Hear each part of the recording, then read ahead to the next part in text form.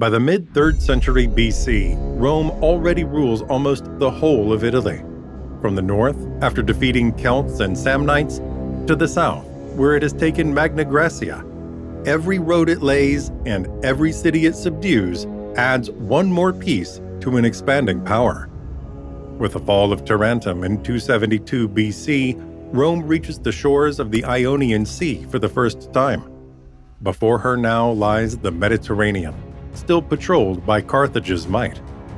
On Sicily, the richest and strategic island of the age, complex rivalries and risky diplomatic pacts intersect. The Strait of Messina, therefore, becomes a permanent line of tension, plied by corsairs, spies, and rival fleets, ready to snap at any moment without warning. But what spark will unleash the storm? And how will Rome, inexperienced at sea, dare challenge the strongest navy in the Mediterranean?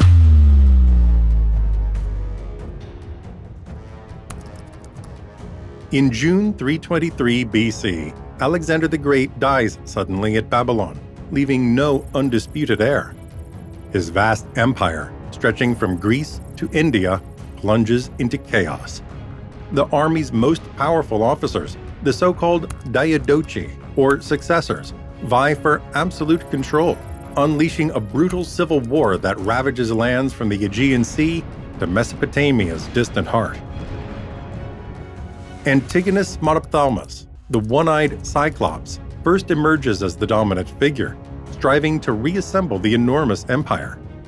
Arrayed against him, though, stand Lysimachus in Thrace, Seleucus in Babylonia, and Ptolemy in Egypt, forming a coalition that fights on several fronts, from the Hellespont to Syria.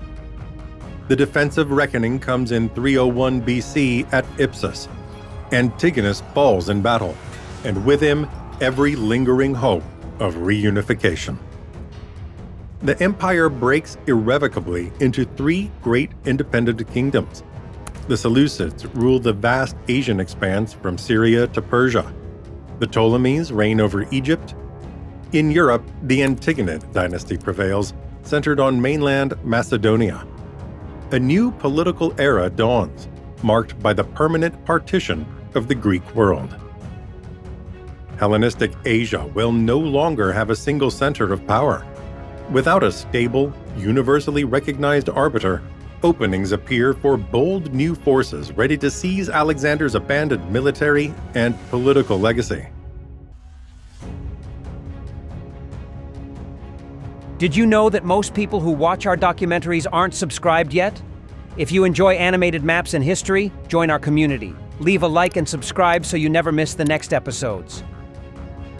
In 312 BC, Rome launches two fundamental infrastructure projects. The Via Appia, roughly 200 kilometers long, linking Rome to Capua and speeding legion movements in southern Italy, and the first aqueduct, the Aqua Appia, whose 16 kilometers of underground conduit bring pure water from eastern springs into the city, supplying inhabitants reliably and improving hygiene with a flow of about 900 liters per second each day to thirsty households. During the same period, the treaty with Carthage, 306 to 303 BC, establishes an unusual division. Rome controls the Italian interior, while Carthage retains maritime supremacy. Yet this balance proves fragile and ready to crack. Between 298 and 290 BC, Rome fights the Third Samnite War. The Battle of Silentium, 295 BC, proves decisive. There, the Roman army achieves a crushing victory, consolidating its firm, lasting hold over central Italy and establishing the Republic's enduring territorial hegemony. Meanwhile, Macedonia rises again. Antigonus II Gonatas, grandson of Antigonus I, repels the Celtic invasion by winning at Lysimachia in 277 BC. He rebuilds a strong fleet and revives the phalanx, restoring by 276 BC complete Macedonian control over the Greek islands and the Aegean Sea. Thus, by the mid-3rd century BC, two powers are in full ascent: Rome, master of Italy and a logistical giant, and Macedonia, reborn as a naval and military force. Though still geographically distant, they are now fated to clash for supremacy in the Mediterranean. The territorial conquests and the grip on maritime routes achieved by both states are already creating the conditions for an inevitable collision that will determine the future balance between the Roman and Hellenistic worlds.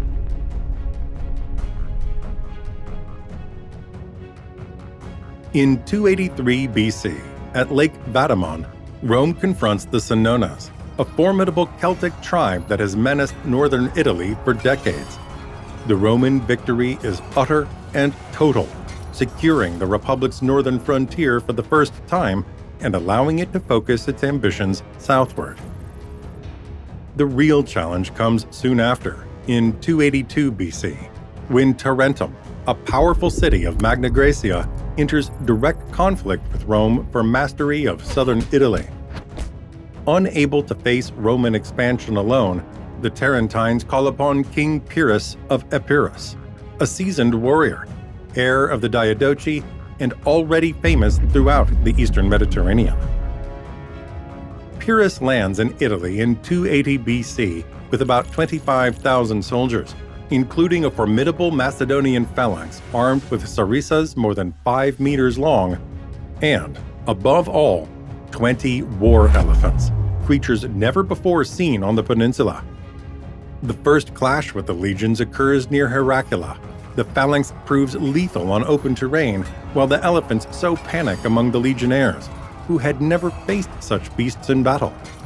Pyrrhus wins, but at a staggering cost, giving birth to the phrase Pyrrhic victory that soon echoed across the Republic.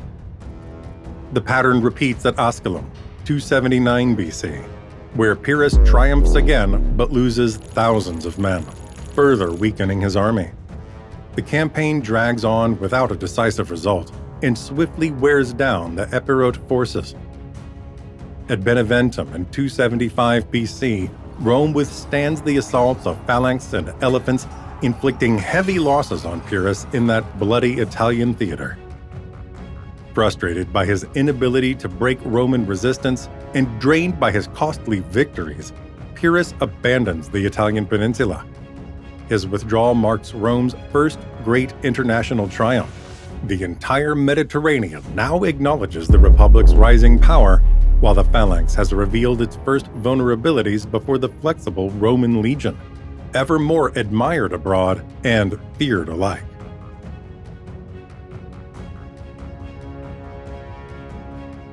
In 272 BC, after years of siege and desperate resistance, Tarentum finally falls to Rome.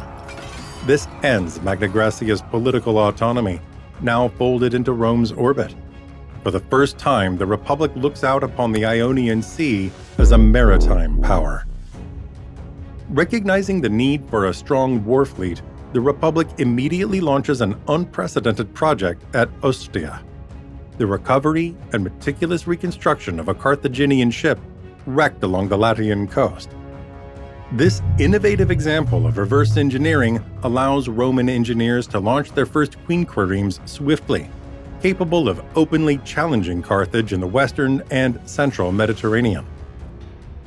Meanwhile, in Sicily, between 270 and 268 BC, Carthage massively fortifies Lilybaeum and Motia, strategic port cities dominating the island's western coast.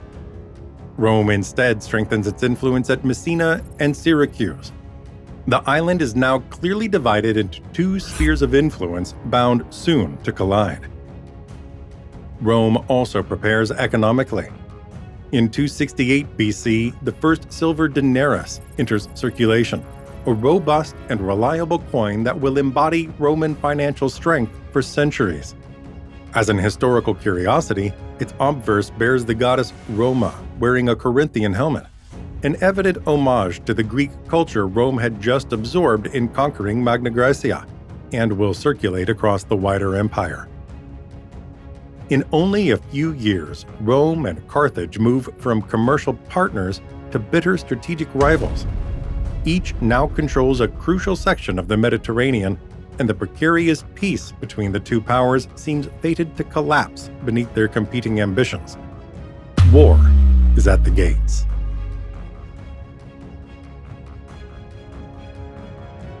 Carthage, founded by Phoenicians in 814 BC on the coast of today's Tunisia, is the beating heart of an immense mercantile empire stretching across the western Mediterranean from Gadir to Malta. Dominating the sea lanes with more than 300 operational triremes, Carthage is the era's greatest naval power. In the city's famous circular harbor, crews trained daily on fixed benches, ready to intervene swiftly in any quarter of the maritime empire whenever danger or profit appears there.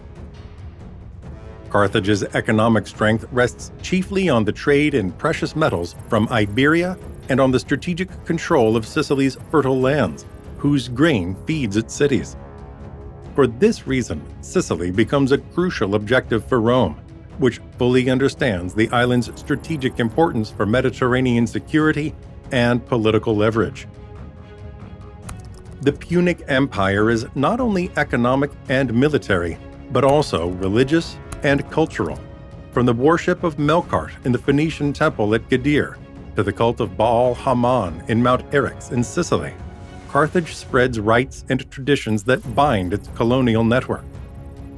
Rome anthers Carthage's naval dominance by training magistri navales, expert commanders schooled in the Greek model, and by testing new boarding tactics using hooked gangways called corvi to offset Rome's thinner maritime experience. Thus, the Western Mediterranean becomes a genuine commercial and strategic Cold War, destined inevitably to flare into open conflict in the years that soon followed.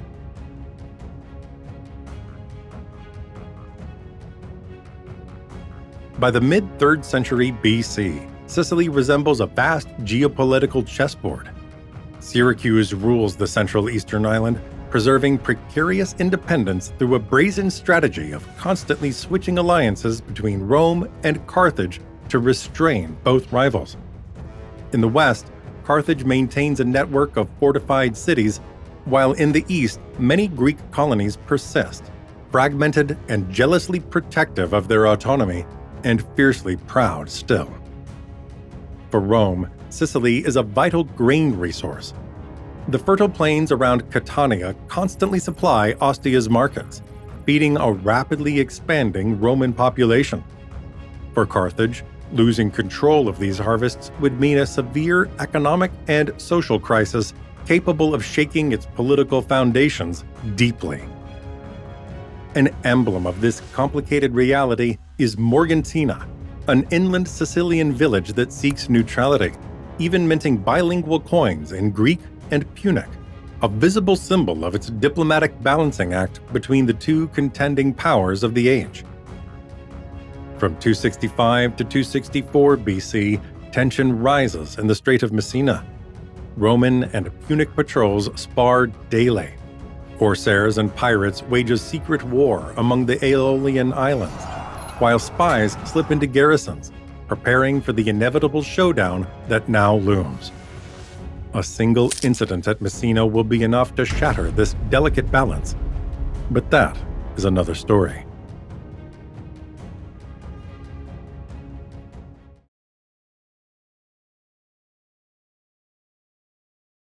The First Punic War was far more than a clash between two powers. It was a struggle for dominance over the Mediterranean. Rome, an emerging land power, and Carthage, a formidable maritime empire, both sought control of Sicily. This ambition sparked a brutal 23-year conflict that reshaped the ancient world. By the early 3rd century BC, Rome had solidified its control over the Italian peninsula, having defeated neighboring tribes, the Etruscans, and Greek colonies. With approximately 400,000 citizens and a total population of 3 million, Rome's strength was undeniable. The Republic's military might stemmed from its disciplined legions and a highly organized alliance network that could quickly mobilize large numbers of troops. Despite this land-based dominance, Rome lacked a significant navy and had no experience projecting power overseas. In contrast, Carthage had much older roots, founded around 814 BC by Phoenician settlers. It had evolved into a prosperous city-state with 200,000 residents and a vast commercial empire. At its height, Carthage ruled over 3 million people across North Africa, southern Spain, Sardinia, Corsica, and parts of Sicily. Carthage's wealth was built on trade, with its navy securing control over vital Mediterranean sea routes. This naval dominance made it the richest city in the region. Although relations between Rome and Carthage had been peaceful, growing competition between Rome's expansionist ambitions and Carthage's maritime power made war inevitable. The Messana crisis was the spark that ignited the First Punic War in 264 BC, escalating an isolated conflict into a full-scale confrontation between Rome and Carthage. It began when the Mamertines, mercenaries who had seized control of Messana, were besieged by Hiero II of Syracuse. Fearing defeat, they appealed to both Carthage and Rome for assistance. Carthage, eager to expand its influence in Sicily, sent a garrison of 12,000 soldiers under Hanno's command to occupy Messana. However, the Mamertines, concerned about losing their autonomy, switched allegiance and sought Rome's support. Rome, seeing an opportunity to check Carthage's growing power in Sicily, dispatched consul Appius Claudius Caudex with 9,000 infantry and 500 cavalry across the Strait of Messina. Despite Carthage's naval superiority, the Romans successfully crossed and quickly defeated the Syracusan forces besieging the city. Rome then engaged Carthage's troops in a pitched battle, using disciplined infantry and skirmishing tactics to drive Carthaginian forces into retreat. The conflict resulted in 6,000 Carthaginian casualties compared to 1,340 Roman losses. The Siege of Agrigentum in 262 BC marked Rome's first major land victory of the war, involving a prolonged and intense confrontation between the Roman Republic and Carthaginian forces in Sicily. The Romans, led by consuls Lucius Postumius Megellus and Quintus Mamilius Vetulus, brought a vast force of around 40,000 men to besiege the city. The Carthaginian commander, Hannibal Gisco, held a much smaller garrison, but had fortified the city and gathered nearly 50,000 civilians from the surrounding areas for protection. The Romans began the siege by cutting off the city's supplies through a network of trenches and small forts, a tactic known as circumvallation. Hannibal initially tried to disrupt Roman foraging operations, but was repelled. After months of stalemate, Carthage sent a relief force under General Hanno, consisting of 50,000 infantry, 6,000 cavalry, and 60 war elephants. The Romans, however, managed to lure Hanno's forces into a trap, outflanking and defeating them. The relief army suffered heavy casualties, losing 3,000 infantry and 200 cavalry, forcing Hanno to retreat. In the early phase of the war, Rome faced significant difficulties at sea due to its lack of naval experience. Carthage, with a fleet of over 350 warships and highly skilled sailors, dominated the Mediterranean. Determined to compete, Rome built its first fleet of 120 quinqueremes in 260 BC. However, early defeats, such as the loss of 17 ships and the capture of consul Gnaeus Cornelius Scipio Asina at the Battle of the Lipari Islands, revealed Rome's vulnerabilities. To counter Carthage's superior naval skills, Rome developed the corvus, a boarding device that allowed their soldiers to board enemy ships and transform naval battles into land-style engagements. This innovation proved decisive at the Battle of Mylae in 260 BC. Under the command of consul Gaius Duilius, the Roman fleet faced a Carthaginian force of 130 ships, led by Admiral Hannibal Gisco. Despite Carthage's greater experience, the Romans captured 31 Carthaginian vessels using the corvus and sank 13 more, forcing Hannibal to retreat with the remaining fleet. This victory marked Rome's first major naval success and demonstrated the game-changing effectiveness of the corvus. Rome's newfound naval prowess culminated in 256 BC at the Battle of Cape Ecnomus, one of the largest naval battles in ancient history. Both Rome and Carthage committed vast numbers of ships and personnel to this clash.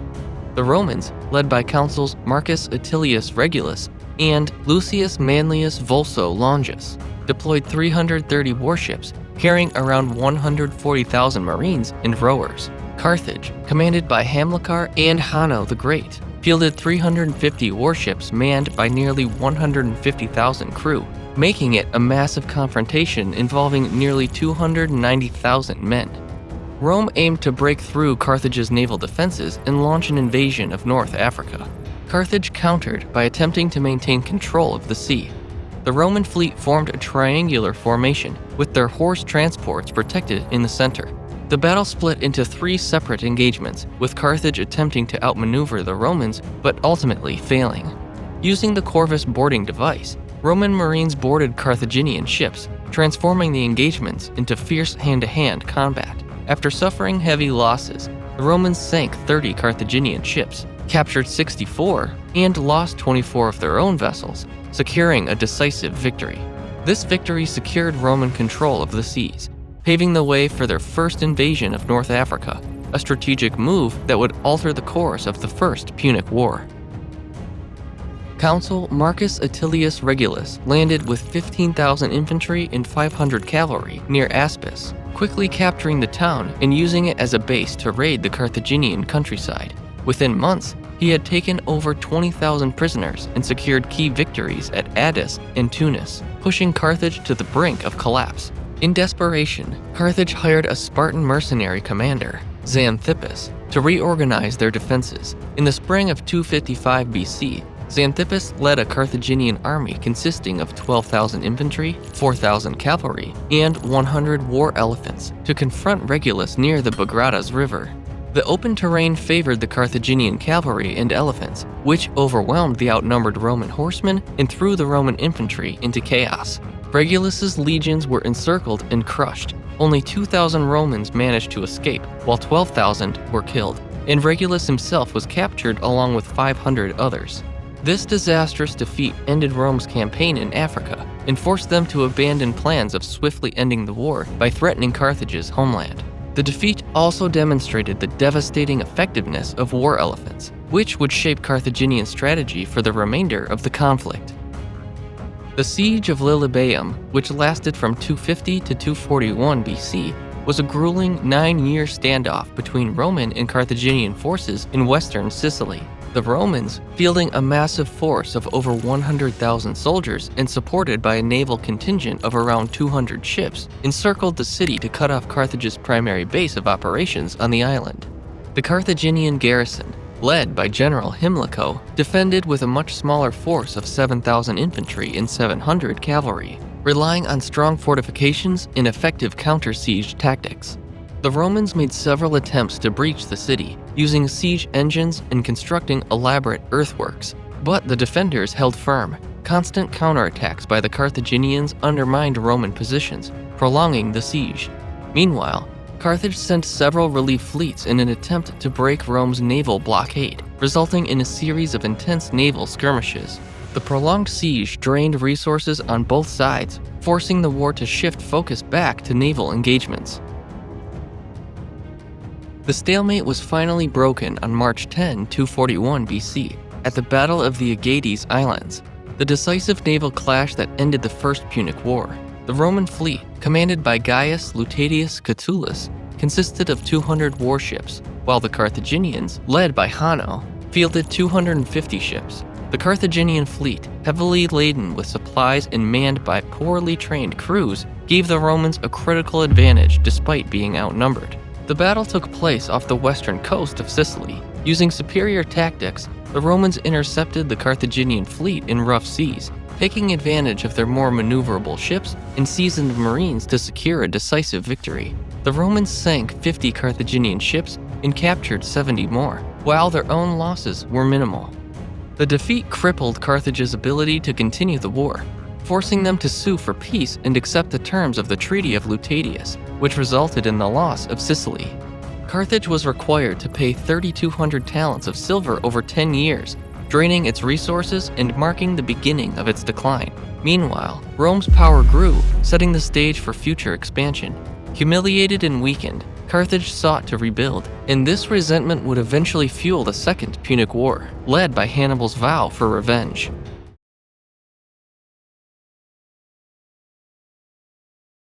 In 218 BC, Hannibal Barca led 50,000 troops and 37 war elephants from Spain, crossing the Ebro River, the Rhine, and the treacherous Alps into Italy.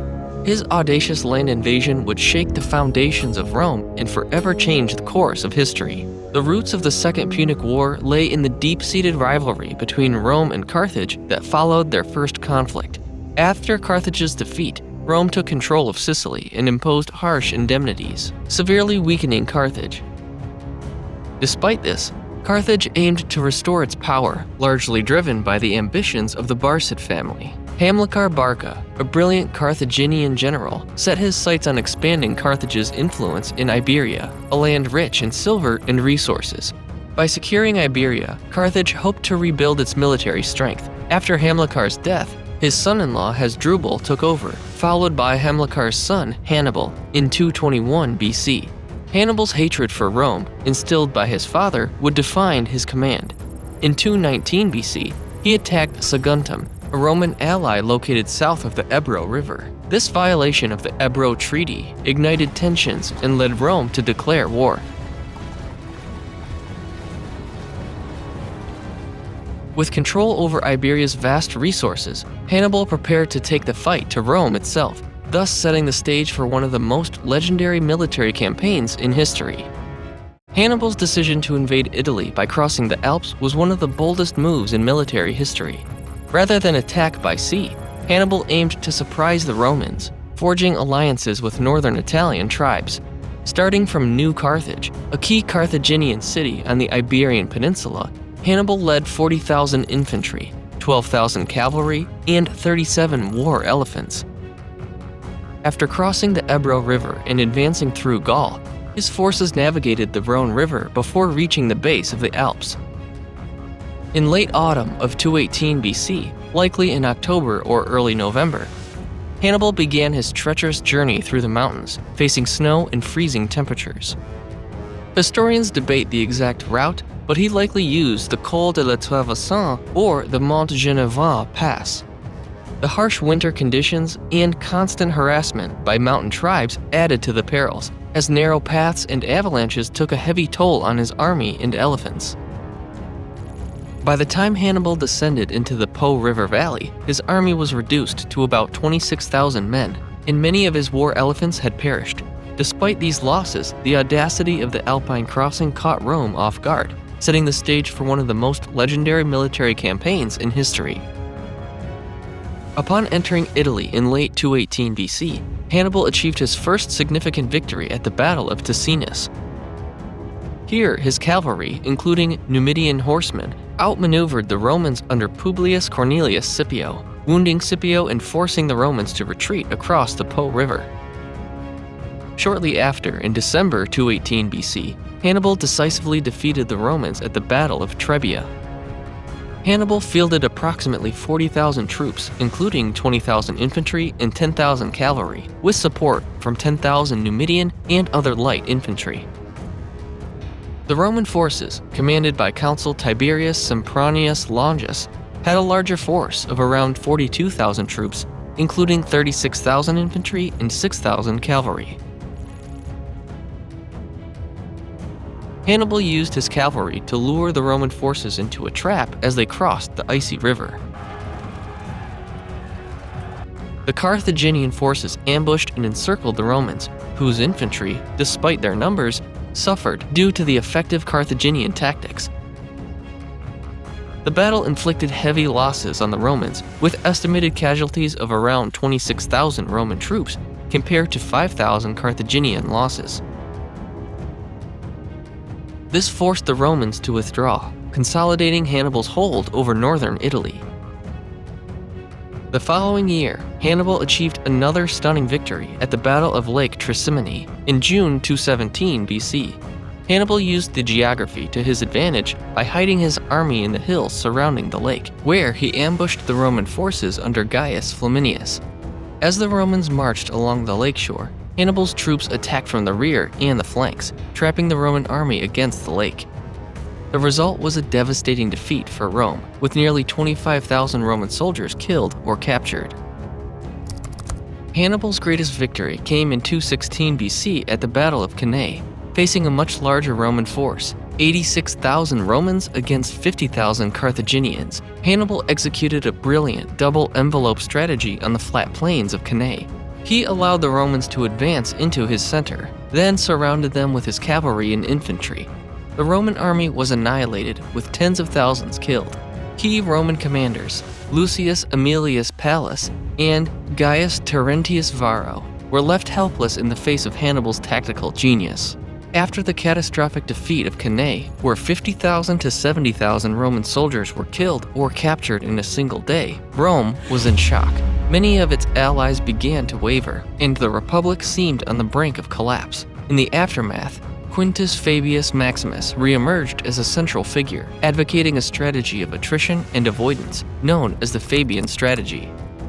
Instead of risking further catastrophic defeats, Fabius adopted a slower, more deliberate approach. He used the rugged terrain of Apulia and Campania to his advantage, avoiding direct confrontations with Hannibal's army. Fabius harassed the Carthaginians' supply lines and burned crops, ensuring that Hannibal's army, already strained after years in Italy, struggled to feed itself. However, Hannibal found temporary refuge and support in the city of Capua, which defected to the Carthaginian side after Cannae. Hannibal's troops were stationed there for the winter in 215 BC, but the leisure and luxury of Capua began to weaken his soldiers' discipline and morale, diluting the sharpness of his once formidable army. While Fabius's strategy was unpopular with the Roman populace, who favored more aggressive tactics, it slowed Hannibal's progress. Ultimately, the Fabian strategy, combined with the loss of discipline among Hannibal's troops in Capua, bought Rome the time it needed to recover and eventually go on the offensive. As the war in Italy reached a stalemate, the focus shifted to Spain, where Hannibal's brother, Hasdrubal Barca, attempted to send reinforcements to support his brother. Rome, realizing the catastrophic importance of Spain to Carthage's war efforts, dispatched Scipio Africanus to cut off Carthaginian reinforcements and secure the region. In 209 BC, Scipio led a daring assault on New Carthage, a crucial Carthaginian stronghold on the Mediterranean coast. The city's location was vital, as it allowed Carthage to control Spain's rich resources and maintain sea routes to North Africa. Scipio, commanding a force of 25,000 troops, faced a well-fortified Carthaginian garrison. He capitalized on a vulnerable section of the city's defenses near the lagoon, launching a surprise amphibious assault that overwhelmed the defenders. The siege of New Carthage not only gave Rome control of the city, but also captured valuable resources and hostages, including important Carthaginian leaders. This victory significantly weakened Carthage's hold on Spain, cutting off a major source of troops and supplies for Hannibal.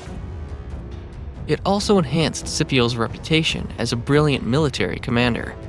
Scipio's success in Spain paved the way for the next phase of the war, the invasion of North Africa. By 204 BC, Scipio had forced Carthage into a defensive position on its home turf, leading to the decisive final confrontation at Zama, where Rome would finally bring Carthage to its knees.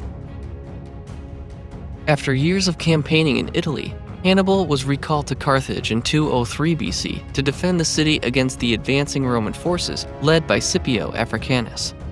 Hannibal returned with a reduced army, but still posed a formidable threat to Rome. The decisive battle at Zama took place in 202 BC on the open plains of Zama, located southwest of Carthage. The key commanders in this final confrontation were Scipio Africanus, who had honed his skills during campaigns in Spain and North Africa, and Hannibal, still regarded as one of history's greatest military tacticians. The battle saw 35,000 Roman troops face off against 40,000 Carthaginians, which included Hannibal's famous war elephants and his remaining cavalry. Scipio, having learned from earlier encounters with Hannibal's forces, employed a strategy that neutralized the threat of Hannibal's elephants. He instructed his troops to open lanes in their formation, allowing the elephants to pass through harmlessly, thus avoiding the chaos the elephants might have caused. Meanwhile, Scipio's Roman cavalry, led by Massinissa, outflanked and defeated Hannibal's cavalry, eventually encircling the Carthaginian infantry. Hannibal's forces, overwhelmed by Scipio's tactical brilliance, were decisively defeated. The Battle of Zama marked the end of the Second Punic War. Carthage was forced to sue for peace, losing its military power and influence, while Rome emerged as the dominant power in the Mediterranean, ending Carthage's role as a major force in the ancient world. The Treaty of Zama, signed in 201 BC, officially ended the Second Punic War. The terms were harsh for Carthage. They were forced to cede Spain to Rome, surrender their war fleet, except for 10 ships, and pay a massive indemnity of 10,000 talents over 50 years. Carthage also had to agree never to wage war without Rome's permission, reducing its power to a regional state. For Rome, the victory established its dominance in the western Mediterranean, paving the way for further expansion into Africa, Spain, and eventually the eastern Mediterranean. As for Hannibal, he continued to serve Carthage in a political role, but was eventually exiled due to Roman pressure. He fled to the Seleucid Empire and later Bithynia, where he took his own life to avoid capture by Roman agents. The Second Punic War marked the beginning of Rome's transformation into a Mediterranean superpower, solidifying its dominance for centuries.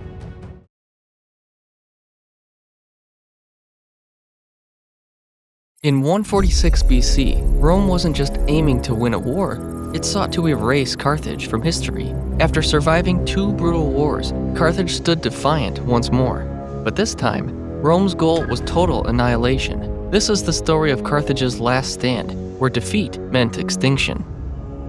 After the devastating losses of the Second Punic War, in the imposition of the Treaty of 201 BC, Carthage was a shadow of its former self. The treaty stripped Carthage of its overseas territories, forced it to dismantle its navy, and imposed crippling war indemnities. Despite these harsh conditions, Carthage managed to recover economically through trade and agriculture, gradually rebuilding its wealth and influence. However, Carthage's recovery remained a source of concern for Rome, which continued to view the city as a potential threat. Meanwhile, King Massinissa of Numidia, a Roman ally, seized every opportunity to expand his territory at Carthage's expense. Over the years, Massinissa encroached on Carthaginian land, provoking repeated conflicts. However, under the terms of the treaty, Carthage was prohibited from waging war, even if attacked, without first gaining Rome's permission. Bound by this restriction, Carthage found itself unable to defend its own territory, further aggravating tensions and leaving the city increasingly vulnerable to Massinissa's ambitions.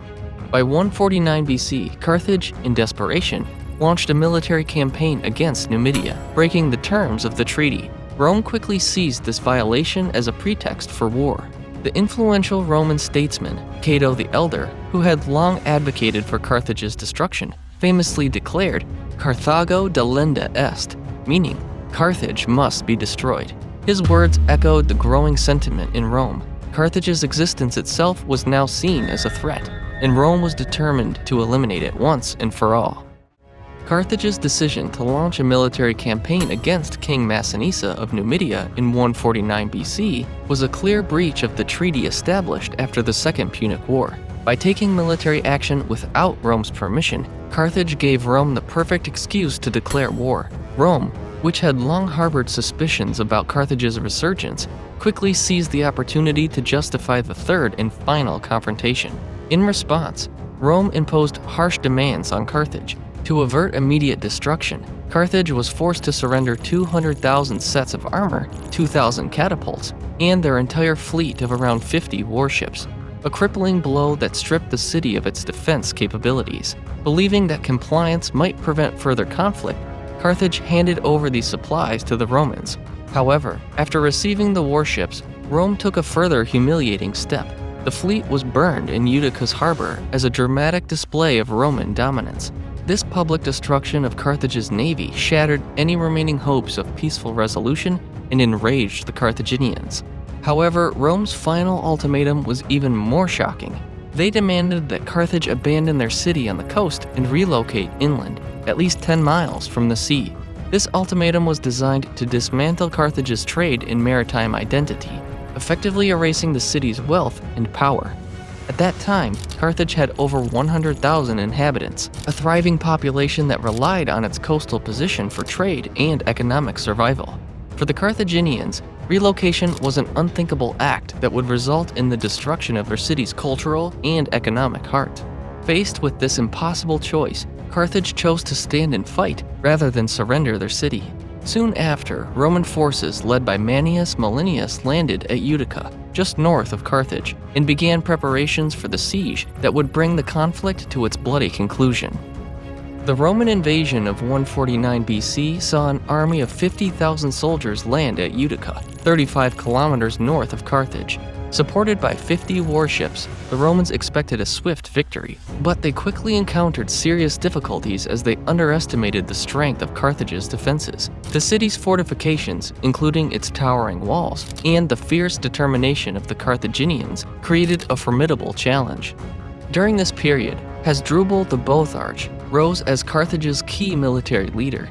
Tasked with organizing the city's defense, Hasdrubal marshaled a force that included newly freed slaves and citizens, bringing the total defenders to 30,000 men. He also maintained a separate field army stationed at Nepherus, south of the city, to harass Roman supply lines. Carthage's defense was innovative and fierce. Carthaginian forces used fire ships to damage Roman vessels during naval skirmishes, slowing the Roman siege.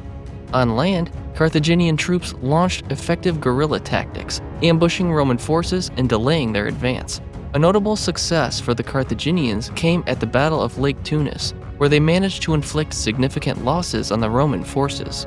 Despite these early setbacks, Roman forces regrouped under the emerging leadership of Scipio Aemilianus, who, although not yet in full command, began organizing and disciplining Roman forces. His strategic insight was crucial in tightening the Roman siege and preparing for the decisive phase of the conflict.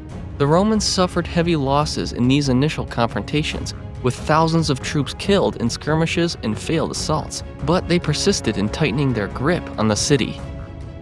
By 147 BC, after repeated failures and rising frustration in Rome, Scipio Aemilianus was appointed as consul and entrusted with leading the campaign against Carthage. Scipio, the adoptive grandson of Scipio Africanus, brought fresh discipline and strategic insight to the Roman forces, which had been plagued by setbacks and heavy losses during the early years of the siege. Upon taking command, Scipio immediately reorganized the Roman army, instilling strict discipline and enhancing coordination between the infantry, cavalry, and navy. He focused on tightening the siege by constructing new siege works and fortifications to fully surround Carthage, effectively cutting off the city's supply routes by land and sea. This forced the Carthaginians into a position of growing starvation and desperation. Scipio's naval blockade proved decisive, as it severely limited Carthage's access to food and reinforcements. In addition, Scipio launched a successful assault on the Carthaginian forces stationed at Nepherus, south of Carthage. The victory at Nepherus destroyed one of Carthage's last remaining armies outside the city, severing their hopes for external reinforcements and isolating the city even further. With Carthage's supplies running out and its forces critically weakened, Scipio had tightened the noose around the city, setting the stage for the final assault. In 146 BC, Scipio Aemilianus led a final assault with 30,000 Roman troops against Carthage. Roman forces breached the city's defenses, initiating brutal urban warfare in Carthage's narrow streets. Despite being heavily outnumbered, Carthaginian defenders, initially around 50,000, including civilians, fought fiercely to protect their city. Roman soldiers advanced slowly, facing constant ambushes as the defenders fought desperately, knowing there was no escape. The final resistance occurred at the Bursa, Carthage's citadel, where Hasdrubal and his remaining forces made a last stand. After days of fighting, Hasdrubal surrendered, but many Carthaginians chose to die rather than face enslavement, with families committing suicide as Roman forces closed in. Once the city was taken, the destruction of Carthage began. Roman soldiers systematically destroyed the city, burning buildings and reducing Carthage to rubble. Of the estimated 100,000 inhabitants left in Carthage, many were either killed or enslaved, effectively wiping the city from the map. As the city burned, Scipio Aemilianus reportedly wept at the sight of Carthage's destruction. According to Polybius, he foresaw that one day Rome might suffer a similar fate, reflecting on the temporary nature of empires. This final victory marked the end of the Third Punic War, ensuring Roman supremacy in the Mediterranean and the complete annihilation of Carthage. Following the destruction of Carthage in 146 BC, the city was formally annexed by Rome. The once great Carthaginian territories in North Africa became part of the new Roman province, Africa Proconsularis. This marked the complete erasure of Carthage as a political and cultural entity. In recognition of its loyalty during the war, Utica was rewarded by Rome, becoming the new regional capital and a symbol of the shift in power. The city's favorable position on the coast made it a vital hub for Roman administration and trade in the region. Rome swiftly moved to rebuild the region under its control. The strategically located Carthaginian territory became essential for Roman colonization and further expansion into Africa. With fertile lands and a key position in the Mediterranean, Carthage's former territory played a pivotal role in Rome's future conquests and economic growth. The destruction of Carthage in 146 BC marked not only the end of the Third Punic War, but also the complete erasure of Carthaginian society. Once a dominant force in the Mediterranean, Carthage was wiped from the political map, its territory annexed by Rome, and transformed into the province of Africa Proconsularis. This ensured Rome's uncontested dominance in the Western Mediterranean, eliminating its last major rival. With Carthage gone, Rome consolidated its power, shifting its focus towards expansion. Rome's victory set the stage for further conquests in Africa, Spain, and beyond, paving the way for the creation of a vast Roman Empire. The war also cemented Roman militaristic ambition, as it now had no significant opposition in the region. Though Hannibal had been dead for years, his legacy endured. His campaigns in the Second Punic War greatly influenced Roman military tactics and strategy, shaping the way Rome approached future conflicts. The destruction of Carthage also symbolized the end of Phoenician influence in the Mediterranean. The Punic Wars, which spanned over a century, showcased Rome's resilience and determination to rise as a superpower. They also serve as a powerful reminder of the temporary nature of empires.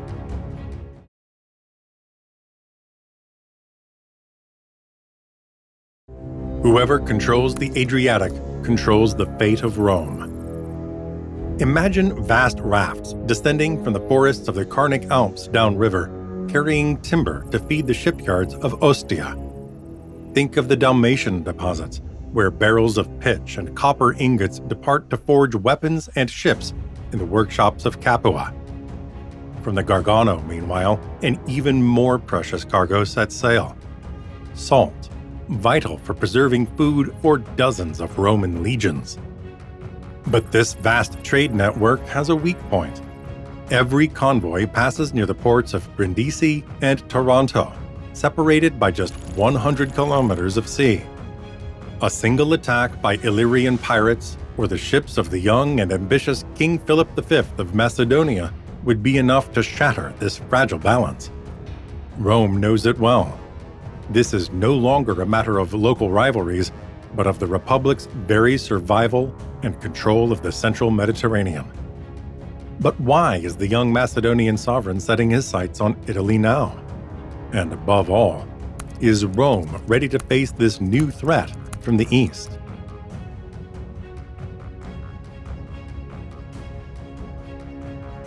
By the mid-3rd century BC, the Adriatic is a turbulent sea, plagued by Illyrian pirate raids and targeted by the expansionist ambitions of powerful nations. After defeating the Illyrian queen Teuta in the wars of 229 and 219 BC, Rome established military outposts at Dyrrhachium and Corfu, its first footholds in the Balkans, crucial to defending Brindisi. Meanwhile, Greece is shaken by the social war. Ascians, Aetolians, and Macedonians battle until the Peace of Naupactus in 217 BC leaves the young King Philip V with an almost untouched army and, more importantly, freedom to maneuver westward.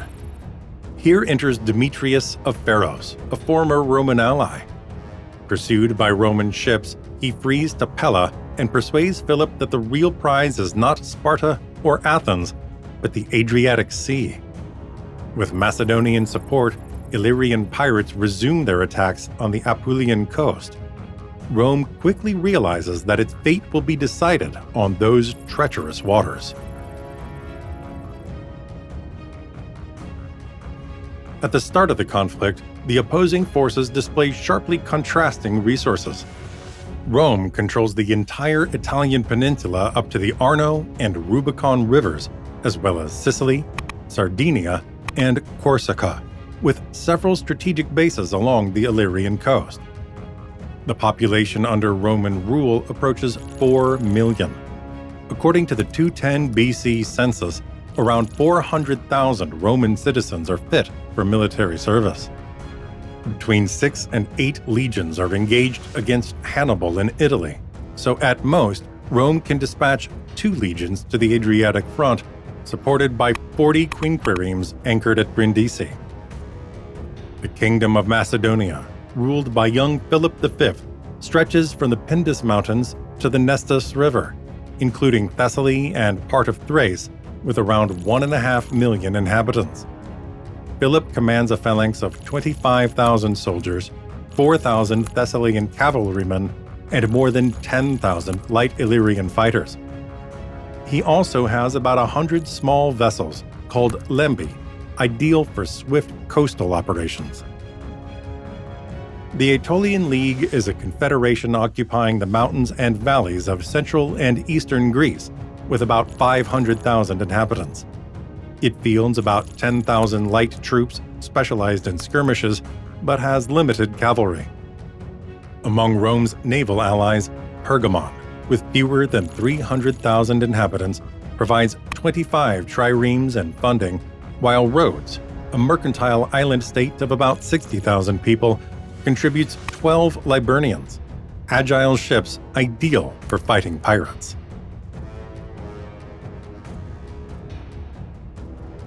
Did you know that most people who watch our documentaries aren't subscribed yet? If you enjoy animated maps and history, join our community. Leave a like and subscribe so you never miss the next episodes. 216 BC. On the banks of the Ofonto, Hannibal destroys about 50,000 Roman legionnaires at Cannae, the worst defeat since the Gallic invasion. To prevent a collapse in morale, the Senate issues an unusual decree: public mourning limited to 30 days, and a total ban on mentioning the word Cannae in assemblies. Meanwhile, it lowers the conscription age to 17, promises freedom to thousands of enlisted slaves, and imposes extraordinary tributes on its allies. In southern Italy, loyalty falters. Capua immediately joins the Carthaginian side in autumn 216, while Tarentum and Syracuse remain uncertain for years, only siding with Hannibal after complex internal upheavals. As Rome rebuilds its legions, Philip V of Macedonia assesses how to take advantage of the Mediterranean chaos. In the summer of 215, Carthaginian envoys reach Pella. Sources speak of a secret pact with 8 clauses. Carthage recognizes Macedonian dominion over Greece and Illyria, while Philip promises to disrupt Roman trade and, if possible, open a front on the Italian coast.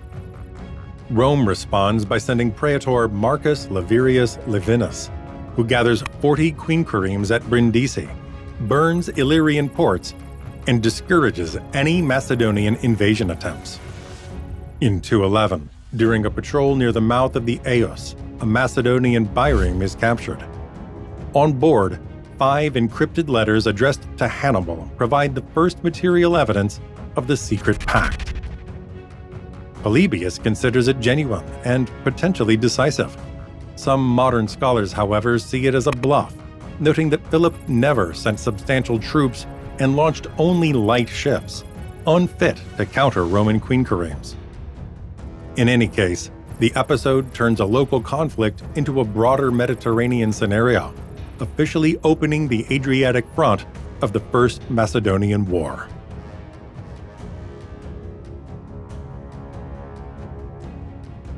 (215 BC).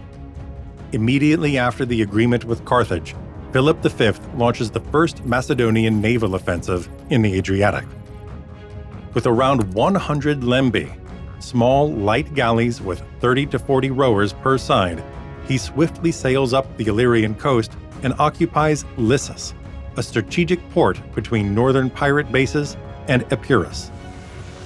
The attack catches Rome unprepared. The garrison is expelled, and the warehouses are instantly turned into Macedonian operating bases.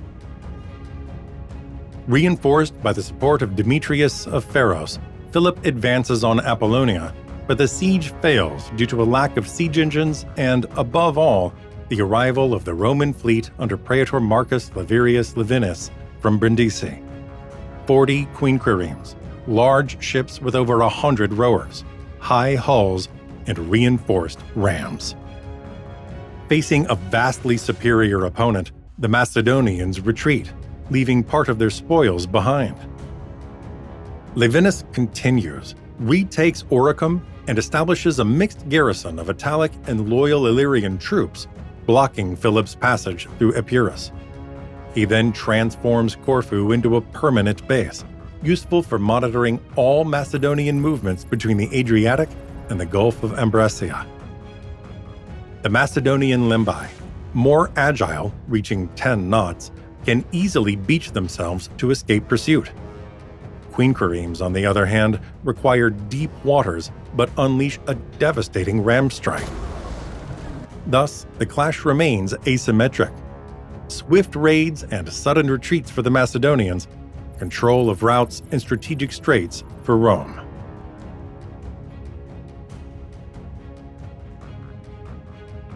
(211 BC). To ease its military burden in the Adriatic, Rome signs an agreement at Leucas with 3 key allies. The Aetolian League provides light infantry and cavalry. King Attalus I of Pergamon offers money and triremes, while Rhodes contributes the most experienced fleet in the Aegean. In return, Rome covers expenses and coordinates strategy. Thus is born the Republic's first great, low-cost coalition. The Aetolians launch an immediate attack. From central Greece, they descend into Thessaly, sacking Tricca, Lamia, and villages near Phalsalis, seizing livestock, grain, and prisoners. The loot funds allied troops. A hoplite receives 1 obol per day, a cavalryman 3. An obol is worth about 0.7 Roman denarii, enough to buy up to 3 kilos of grain on the Athenian market. Rome supplies the pay, Misthophoria, by sending silver and grain via Corfu. When Aetolia's treasury runs dry, the island of Aegina is ceded to Pergamon for 30 silver talents. Attalus thus gains a strategic base opposite Athens. Rome approves as the Pergamene presence pins down the Macedonian fleet in the Gulf of Corinth. Philip V responds by avoiding direct clashes. He strengthens coastal garrisons and installs a network of signal fires, towers spaced roughly 30 kilometers apart, stretching from Olympus to the Sporatus. A message can cross the entire arc from Pindus to the Aegean in under 20 minutes. It's kind of an ancient optical telegraph, described by Polybius. Fast, cheap, and hard to sabotage. The Greek front thus becomes a proxy war. No side gains lasting territory, while both increase taxes, hire mercenaries, and slowly wear themselves out in a draining economic stalemate.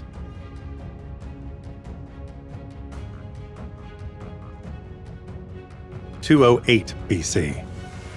After 3 years of minor clashes, the armies once again confront each other in Thessaly. Between Tricca and Lamia, Philip V deploys around 12,000 Macedonian phalangites and local levies. Opposite them, Aetolians and a few Roman cohorts, led by Praetor Publius Sulpicius, count on Cretan archers and light cavalry. 2 battles, in 208 and 207, are fought at the fords of the Peneus River without decisive outcomes. Neither side risks a frontal engagement, and the front remains frozen. Meanwhile, Rome shifts its main effort to Spain against Hasdrubal and withdraws an entire legion from Greece, leaving fewer than 6,000 men on the field, replaced by mercenaries and funded through a new 5% tax on trade at the port of Ostia. To maintain pressure, the Roman fleet conducts swift raids in the Peloponnese, burning storage sites and shipyards from Gythium to Corinth, thereby cutting the timber supply for Macedonian triremes. The worst toll, however, is economic. It's estimated that between 210 and 206, the Macedonian treasury loses about 40% of its annual revenue, dropping from 1,200 to just over 700 talents. Philip is forced to melt down royal silverware and replace bronze shields with cheaper leather-covered models. The Aetolans also fall into crisis. Without Roman subsidies, plunder no longer covers the daily pay, misthophoroi, of their troops. With coffers now empty, in autumn 206, the Aetolans sign a separate peace with Philip, who can then focus remaining resources against Pergamon and Rhodes. The stalemate in Thessaly has drained massive resources without shifting political balances in the slightest.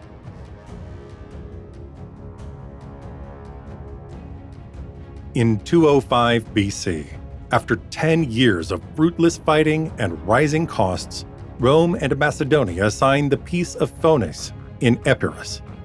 The agreement has 4 main clauses. 1. Philip V withdraws all Illyrian garrisons. 2. Macedonia renounces naval operations in the Adriatic. 3. 20 Illyrian hostages are handed over as a guarantee. 4. Rome pulls its fleet from Corfu, agrees not to annex Greek cities, and dissolves the Aetolian League. On the surface, things revert to the situation of 215 BC. According to Livy, the treaty clearly favors Rome. The Senate gains maritime security and can now concentrate all efforts against Carthage. Modern historian Ernst Badian, however, sees it as a compromise advantageous to Philip. No territorial losses, end of the naval blockade, and precious time to rebuild army and fleet. Both interpretations are supported by the facts. Rome lost fewer than 4,000 soldiers, but spent over 2,000 talents to fund its allies. Macedonia saw a 40% revenue drop, yet retains the core of its kingdom intact. One detail reveals the pact's fragility: the 20 Illyrian hostages, Rome's key safeguard, are secretly released after just 2 years, without any Roman response. The consequences follow swiftly. Free in the east, Rome sends 7 legions against Hannibal. Philip ravages the Cyclades, and it challenges the Hellenistic kingdoms. Ironically, the Peace of Phonis lasts less than 5 years. In 200 BC, the Second Macedonian War begins.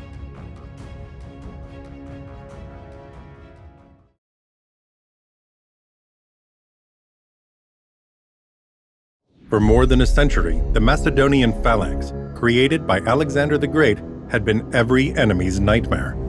16 solid ranks of warriors whose 6-meter pikes could sweep away whole armies from Egypt to Persia. It seemed unbeatable. Yet, on a late May morning in 197 BC, in the damp mist of the Thessalian plain, something unthinkable occurs. A Roman horn tears the silence with a deafening 110 decibel blast, and 20 enormous Numidian war elephants thunder forward, slamming into Philip V's phalanx and breaking it for the very first time before Rome's astonished legionnaires.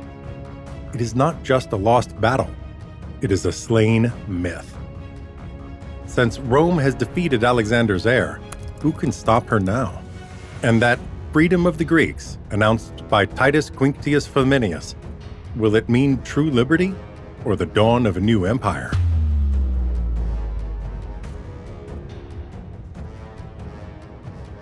The Peace of Phonis proves brief. Between 205 and 202 BC, Philip V turns Demetrius into a vast arsenal, fed by Pilion's timber and the silver of Magnesia's mines.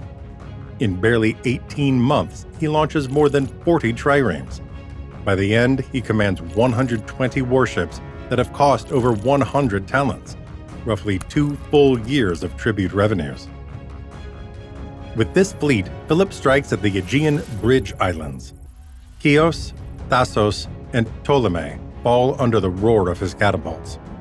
Chios holds out in part thanks to 70 Rhodian triremes and 50 from Pergamum, which saved the city but not control of the vital grain corridor toward the Hellespont. Thasos endures a 3-month siege, then capitulates. At Ptolemy, the Macedonians batter breaches in the walls with heavy mobile rams. In 201, a large naval battle sees the two coalitions clash again off Chios with about 100 triremes each. The Greeks win by a narrow margin, yet Philip keeps enough ships to remain a menace. From Seleucia by the sea, he seals an accord with Antiochus III of Syria to partition the Egyptian Levant, while signal towers relay real-time warnings to the islands still free. The most dramatic turn comes at Abydos. The Macedonians break through, slaughtering the defenders. Rather than face slavery, the townspeople choose collective suicide. A polis of about 15,000 souls is almost wiped out. Outrage erupts. Rhodes and Pergamum send envoys to Rome in autumn 201 for aid. The Senate responds by dispatching 10 legates with an ultimatum: free Greece or face war. Philip tears it before the Roman messengers. The peace of Phonis is over. The Second Macedonian War is about to begin.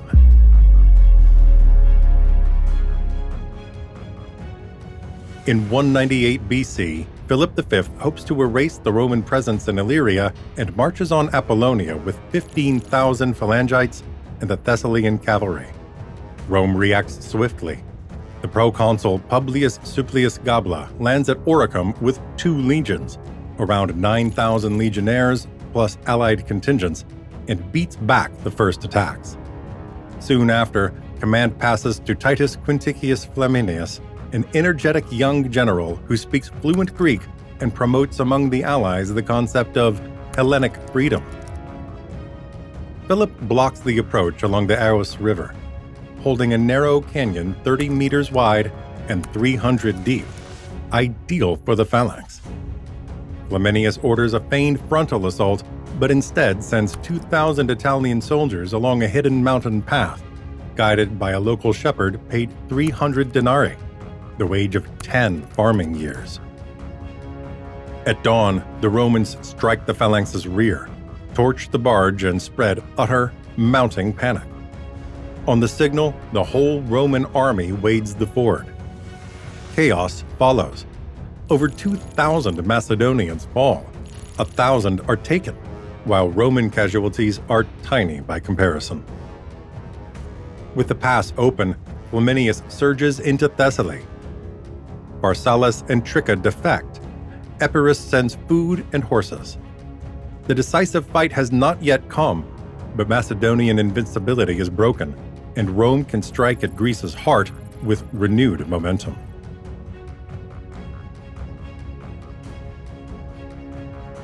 After the victory on the Aos, Flaminius deliberately avoids a decisive final battle and spends the entire winter shoring up the exposed Greek front. With 2 legions and Aetolian allies, he camps on the wide Maliac Gulf before the cliff-top fortress of Nicaea, the northern gate to Thermopylae.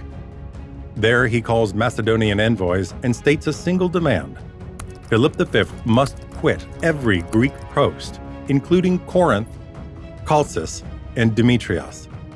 For Athens and many other cities, it is the first time a Roman commander frankly and publicly proclaims the freedom of the Greeks. Philip tries to buy time, hoping to split the allies, but achieves the opposite. That same winter, the previously neutral Achaean League resolves to join the Roman coalition, driven by its hostility to Sparta. Shortly afterwards, Attalus I of Pergamum drops anchor at Aegina with 25 triremes, bringing a crucial gift: a chest holding 30 silver talents intended to settle the long overdue wages of the Aetolian and Achaean mercenaries. At the going rate, an hoplite earned 1 obol per day, about 0.7 denarii, while a cavalryman drew 3.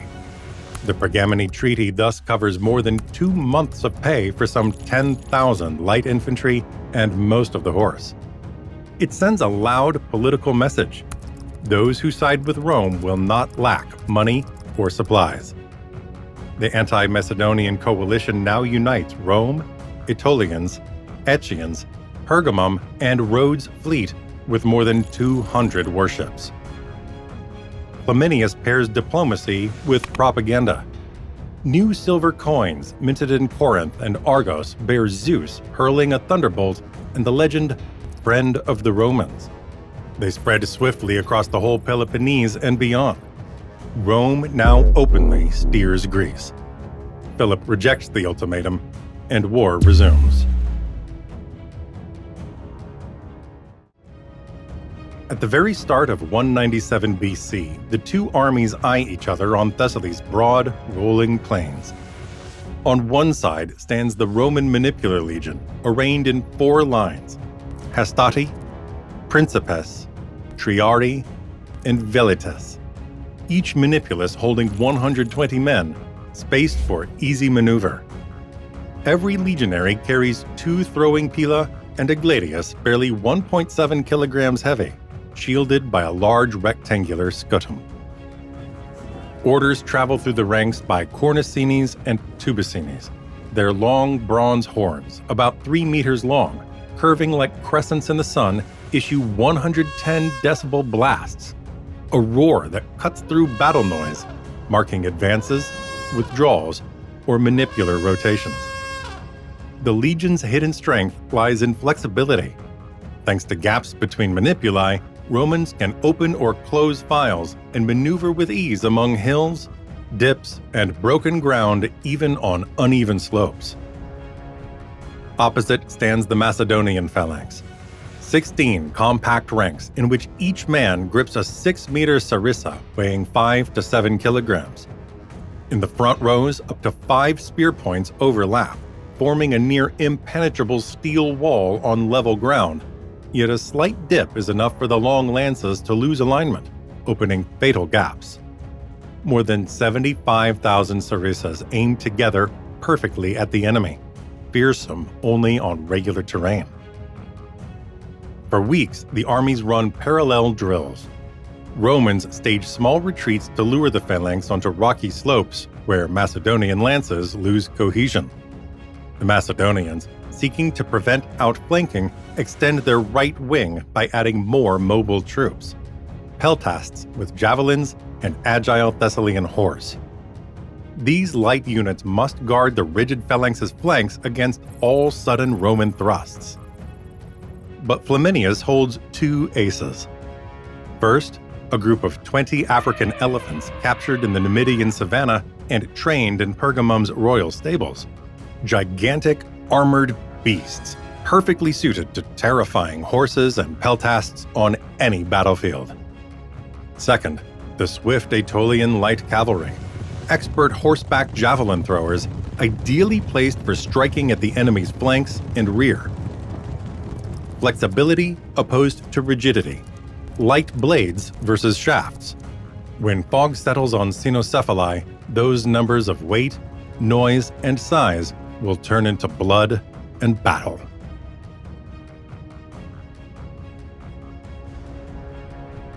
One late spring morning, a thick mist settles upon the twin, scrub-covered hilltops called cynocephali, the dogheads, which command the wide Thessalian plain. 2 scouting parties, a group of Roman velites from the west and Thessalian cavalry from the east, ride out on reconnaissance. The chance clash draws swift reinforcements and, in under an hour, swells into a full line-of-battle engagement between the armies. Philip V promptly deploys the phalanx on the southern hill, facing north. The Macedonian left climbs solidly toward the second height, while the right remains lower and descends slowly. Fog and stony ground break the sarissa's alignment. Flaminius spots the imbalance at once. On his right, he pushes Hastati and Principes forward in loose order to block the descending column. Simultaneously, Aetolian horse and Roman manipuli swing round the opposite ridge, striking the struggling Macedonian wing from behind. Within minutes, Romans pin those who descend and encircle those who climb, ripping a decisive breach in the line. The final turning point comes when Flaminius notices an opening along the Macedonian flank. A single manipulus of 120 legionnaires wields 90 degrees, advancing parallel to the phalanx. Formidable from the front, the phalanx cannot fight sideways. The 6-meter sarissas cannot be swung. The ranks buckle like a concertina. New gaps yawn. The Romans hurl pila at close range and burst in with the gladius. Meanwhile, 20 Pergamena elephants charge the Thessalian cavalry, rushing up to shield the right wing. Horses bolt in terror. Panic ripples through the Macedonian ranks, and the phalanx crumbles fast. After 4 hours of fighting, the outcome is plain.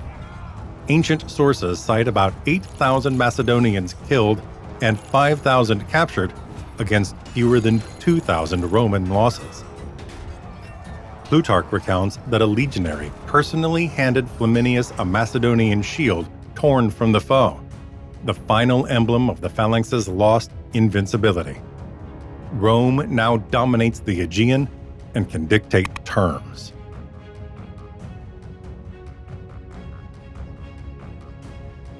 After the defeat at Cynocephalae, Philip V sues for peace. Flaminius meets him in the Vale of Tempe and imposes 4 conditions: a 1,000 talent indemnity, a fleet cut only to 5 triremes, the surrender of 20 Illyrian hostages, and the immediate evacuation of all garrisons from Corinth to Chalcis. The Roman-Macedonian frontier is henceforth fixed along the rugged Mount Pindus range. Yet political confirmation is required. A few months later, at the Isthmian Games in Corinth, a herald proclaims, "The Senate and Roman Consul declare the Greek cities free, owing no tribute and hosting no garrisons." 40,000 spectators erupt with joy. Flaminius, crowned with laurel, is hailed Soter, savior, and promises to withdraw the legions once Macedonian evacuation is completed. In the following months, Roman teams oversee the dismantling of garrisons at Demetrius, Corinth, and Chalcis. The ports pass to pro-Roman governments. The hostages set sail for Italy, and Pergamene technicians inventory the ships handed over at Piraeus. Roman troop numbers dropped swiftly to 2,000, with repatriation slated for 194. Enthusiasm is high, but not universal. Many Greeks fear that once Rome departs, Macedonia's shadow will loom again. Polybius warns that the liberty granted depends on the will of a foreign power. Celebration and suspicion mingle, while beneath Greek soil, the next conflict already germinates.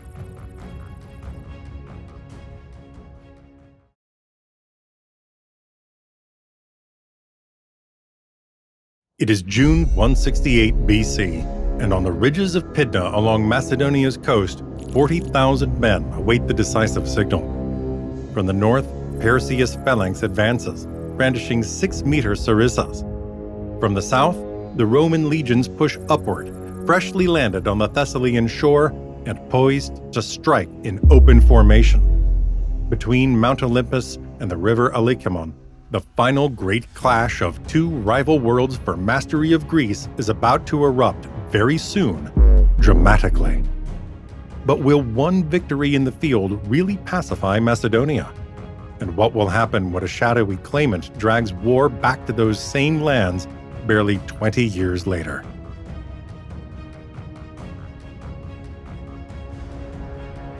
In 179 BC, after Philip V's death, the Macedonian throne passes to his son, Perseus. Young, ambitious, and eager to restore lost prestige, the new monarch launches a sweeping domestic reform. He organizes the royal treasury, curbs waste, and then strengthens the army once more, bringing the phalanx back to 20,000 men and hiring seasoned Thracian mercenaries renowned for courage and ferocity. Meanwhile, Perseus marries Laodice, a Seleucid princess. instantly alarming Rome. The possible rise of a Macedonian-Syrian axis between the two leading Hellenistic powers threatens to destabilize the already tense eastern Mediterranean region. Tension erupts at the Delphic Congress in 174 BC, where Rome poses as arbiter between Macedonia and Pergamum, a longtime Roman ally.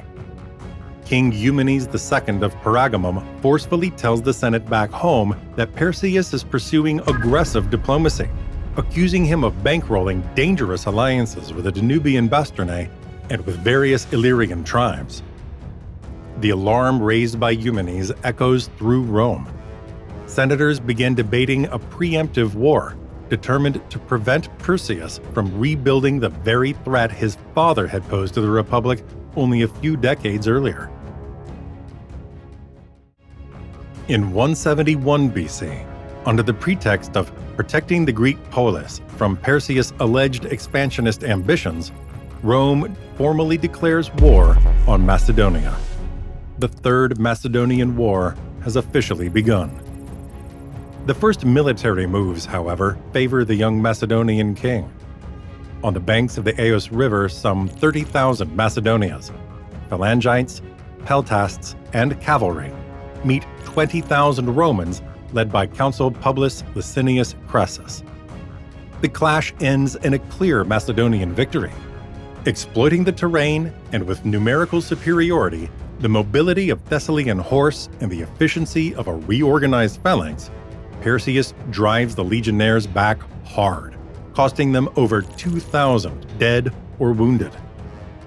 Perseus' military prestige grows further that same year, 171 BC, after the Battle of Callinicus in Thessaly. There, Macedonian forces inflict another heavy defeat on the Romans, causing further serious losses and throwing the Republic's entire Greek strategy into crisis. Yet instead of exploiting these successes swiftly, Perseus hesitates and prefers to consolidate the ground gained. The war thus turns into a grueling positional struggle along the mountain passes of Olympus.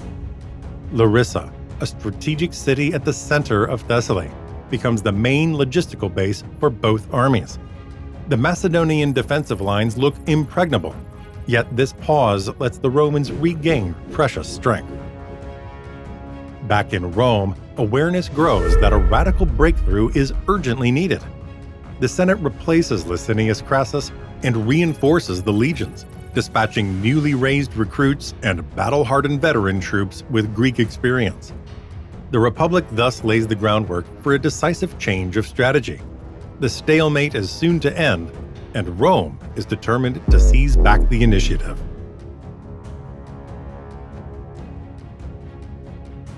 In 168 BC, Rome decides the time has come to settle accounts with Perseus for good. The Senate appoints Lucius Aemilius Pallas commander, a veteran of Spanish campaigns famed for severity and discipline. Before advancing, Pallas sets up an impeccable supply chain, linking the ports of Euboea directly to the Thessalian plains, guaranteeing the legionnaires a steady and abundant flow of provisions and other vital stores. Leading about 25,000 Roman and allied soldiers, Pallas crosses the treacherous pass of Petra, exploiting the legion's great mobility and endurance. Historian Polybius notes how the legionnaires, orderly and silent, marched for hours under heavy loads without losing cohesion, fully aware that the campaign's outcome would rest upon their discipline and on the favor of fortune. On the 22nd of June, 168 BC, near Pydna, Roman and Macedonian forces finally face each other for the decisive engagement. Perseus fields about 44,000 men, including 20,000 heavy phalangites carrying 6-meter sarissas. At first, the phalanx advances in close order, displaying its devastating power on open ground. But once it reaches the uneven slopes of the nearby hills, the rigid Macedonian formation rapidly loses cohesion. The soldiers break the alignment of the long sarissas, opening wide, dangerous gaps between the ranks there. This is the moment Pallas has awaited. Roman maniples, autonomous groups of about 120 men immediately slip into the open spaces of the disordered phalanx. At the same instant, Macedonian cavalry and Thracian mercenaries on the flank yield under pressure from allied horsemen, fleeing the field. The phalanx, now encircled, collapses in under an hour. The losses are staggering. 20,000 Macedonians killed and 11,000 prisoners, while the Romans count fewer than 1,000 dead. Perseus flees north, but is caught soon after on the island of Samothrace. Thus ends the Antigonid dynasty, dominant for over a century and a half. In Rome, Pallas celebrates a magnificent triumph. More than 2,000 carts laden with gold, weapons, and treasures parade through the streets. After Pydna, the Roman legion becomes the Mediterranean's dominant military model. The Macedonian phalanx, invincible for generations, now belongs only to the history books.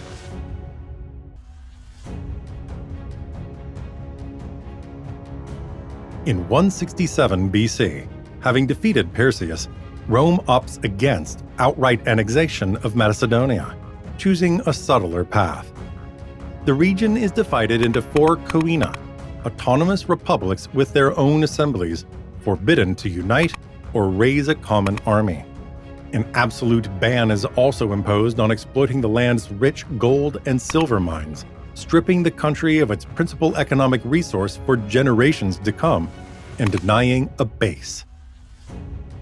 To bolster this new framework, Rome deports about 1,000 members of the Macedonian elite, including the historian Polybius, as cultural hostages to Rome.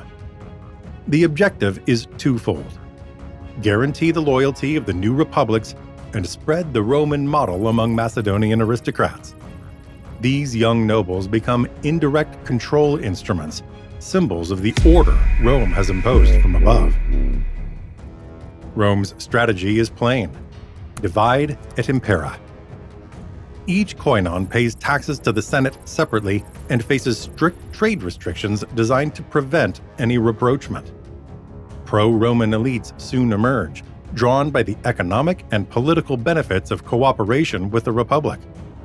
Thus, an apparent Pax Macedonia arises, marked by superficial stability and indirect subjugation for now.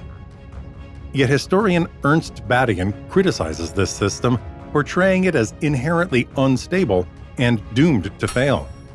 The artificial divisions imposed by Rome, coupled with the resentment of local populations, form, in Badian's view, an explosive mixture. Macedonia seems pacified, but beneath the calm surface, tensions already smolder, ready to flare again soon. In 150 BC, a man named Andriscus suddenly emerges on the Macedonian scene, proclaiming himself Perseus' son and rightful Antigonid heir. Winning support from Thracian tribes and many Macedonian peasants, weary after a decade of indirect Roman rule, Andriscus rapidly gathers followers and launches a revolt against Roman authority, igniting the Fourth Macedonian War that soon engulfs villages, fortresses, and mountain passes. Rome initially underestimates the threat. In 149 BC, Praetor Publius Juventius Thalna, dispatched with scant forces to crush the rebellion, suffers a severe defeat in Thessaly. More than 4,000 legionnaires are killed, and the praetor himself falls in battle. The uprising spreads across the region, forcing the Roman Senate to intervene decisively to restore order and prestige. To confront this crisis, Rome recalls from Spain Quintus Caecilius Metellus, an experienced commander and skilled strategist, together with veteran contingents toughened by the long Celtiberian War. Metellus also receives crucial naval support from coastal Illyrian cities such as Dyrrhachium and Scodra, assuring the Romans a steady supply along the Adriatic. In 148 BC, near Pydna, Metellus meets Andriscus in the decisive clash. The Roman troops, around 20,000 men, are deployed in a classic pincers maneuver, while Numidian cavalry, An essential ally thanks to its mobility, quickly smashes the Macedonian flanks. Although Andriscus commands about 25,000 soldiers, his lines buckle swiftly. The fight lasts less than 2 hours. Roughly 10,000 Macedonians fall, and Andriscus himself is captured during the rout near the collapsing center. In Rome, Metellus celebrates a grand triumph and receives the honorific agnomen Macedonius. With Andriscus captured and the insurgency permanently suppressed, all organized resistance ends forever. Macedonia officially becomes a Roman province. The Republic's dominance in the Eastern Mediterranean is now absolute for all to see clearly.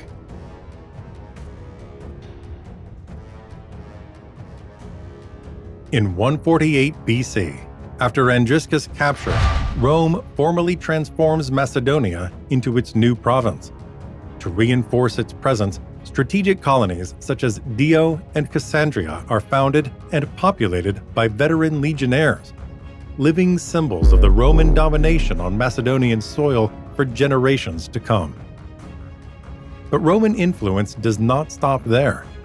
In 146 BC, the Achaean War leads to the dramatic destruction of Corinth, one of Greece's richest and most prestigious cities. This devastating event is a direct warning to every other polis. To rebel against Rome means losing not only autonomy, but identity itself, and perhaps their very survival. Shortly afterwards, Rome reorganizes territorial control, assigning Macedonia and Epirus to a single proconsul with full administrative and military powers. This is the final proof that the Eastern Mediterranean now lies under the direct oversight of the Roman Republic. The decisive confirmation of Roman hegemony arrives in 133 BC. Attalus III, the last king of Pergamum, bequeaths his realm to Rome, creating the Roman province of Asia. Roman power now stretches solidly from the Adriatic deep into the heart of the Aegean and Asia Minor, binding every trade route between them. The Macedonian phalanx, once the emblem of invincibility, has vanished for good. Rome rules unchallenged over Macedonia and Greece, thus laying the groundwork for its next great challenges: the wars against the Mithridates and continued expansion eastward. A fresh Mediterranean chapter is about to open.